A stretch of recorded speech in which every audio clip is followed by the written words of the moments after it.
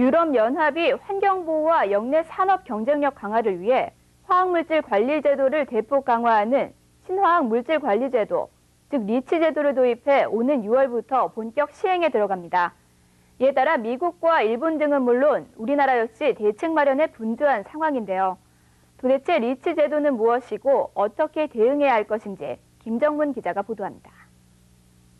유럽연합이 지난해 12월 도입한 신화학물질 관리제도, 즉 리치는 EU에 들어오는 연간 1톤 이상의 모든 화학물질과 완제품에 있는 화학물질의 유해성 정보를 EU 화학물질청에 등록하도록 의무화한 제도입니다.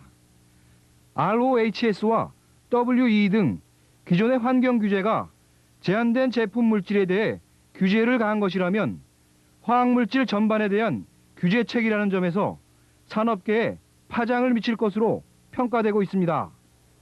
화학물질과 자동차 등 완제품에 있는 화학물질을 기한 내 사전 등록하지 않은 기업은 대-EU 수출이 사실상 불가능한 데다 등록을 한다 해도 적지 않은 비용이 들 것으로 보여 수출 경쟁력에 영향을 줄 것이라는 판단 때문입니다.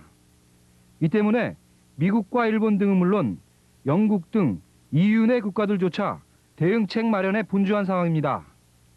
우리나라 역시 환경부, 산업자원부 등이 참여해 리치제도 대응 종합추진계획을 수립, 지난 17일 국무회의에 보고하는 등 범정부 차원의 대응책을 마련해 실행에 들어간 상태입니다.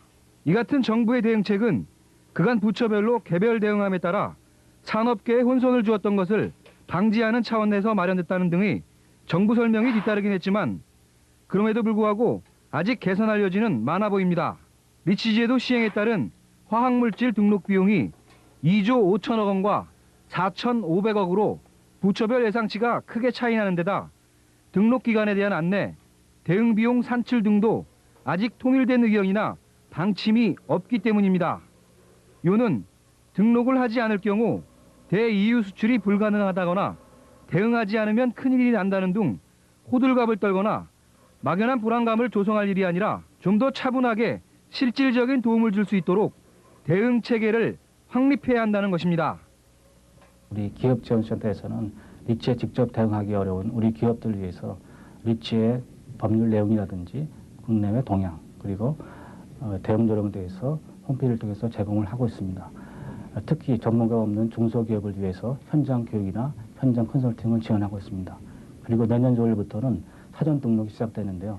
사전 등록을 위해 물질별 컨소시엄 구성을 지원하고 컨소시엄 구성이 완료되면은 EU 내 믿을 수 있는 대리인과 연결을 할 계획입니다. 최근에 우리 기업들이 리치에 대해서 상당히 불안해하고 있는데요. 리치에 대해서 정확히 알고 대응한다면 큰 비용 없이 대응이 가능하다고 생각합니다. 더 나아가 다른 기업에서 포기한 시장까지 진출할 수 있는 기회가 될 것이라고 생각합니다. 화학물질별로 등록 또는 신고를 해야 하는 이유로 단독 대응이 현실적으로 어려운 중소기업에 특히 지원을 집중하고 글로벌 환경 시대임을 감안해 이참에 리치와 유사한 아니 한층 강화된 환경 규제 제도를 마련, 역공에 의한 환경 분야 이익 창출을 선언하는 것. 이것이야말로 높아가는 환경 규제에 대응하는 최선의 대응 책임을 잊지 말아야 할 것입니다. 환경뉴스 김정문입니다.